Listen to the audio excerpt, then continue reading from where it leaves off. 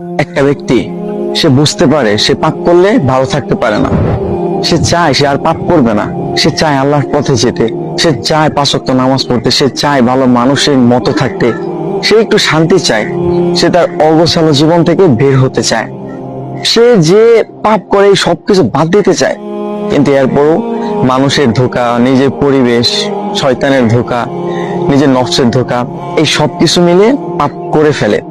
জানেন, এরকম অনেক ব্যক্তি আছে যারা এই অবস্থার মধ্যে আছে যে সে পাপ করতে চায় না, সে পাপের মধ্যে যেতে চায় না, কিন্তু এরপরও নফসের ধোঁকা, শয়তানের ধোঁকা, আজে বাজে মানুষদের সাথে মিশে বিভিন্ন ধোঁকায় পড়া, এই সবকিছুর কারণে সে পাপ করে ফেলে, সে ভুল করে ফেলে।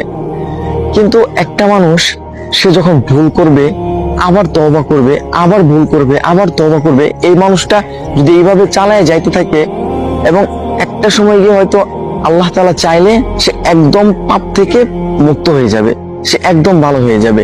একটা সময় সে একদম পাপ ছেড়ে দিবে। একটা মানুষ সে পাপ করতেছে, কিন্তু সে যে পাপ করতেছে এটা সে ভাবতেছে না, এটা ভুলটাকে সে ভুল মনে করতেছে না, পাপটাকে সে পাপ মনে করতেছে না।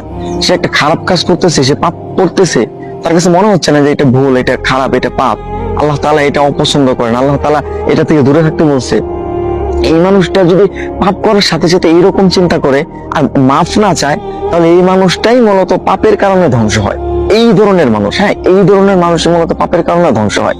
কিন্তু যেই মানুষগুলা পাপ করে আবার আল্লাহ তাআলার কাছে মাফ চায়, সে পাপের জন্য তওবা করে, সে আল্লাহ তাআলার দিকে ফিরে যেতে চায়, এই ধরনের মানুষ ইনশাআল্লাহ একটা সময় গিয়ে সে ধীরে ধীরে ধীরে ধীরে যখন পাপ করে আবার আল্লাহ তাআলার কাছে মাফ চায়, তখন এই যে তার এইভাবে চলতে থাকে, তখন না সে একটা সময় গিয়ে বুঝতে পারে যে আসলে পাপ করার যে খারাপ প্রতিক্রিয়াগুলো আছে সেইগুলা কি। প্রত্যেকটা পাপ আর প্রত্যেকটা খারাপ কাজের বাজে একটা প্রভাব আপনার জীবনের উপর পড়বেই পড়বে। সুতরাং আপনি পাপ করতেছেন, আপনি ভুল করতেছেন, আপনি ভালো হতে চাচ্ছেন, এইটা একটা ভালো অভ্যাস যে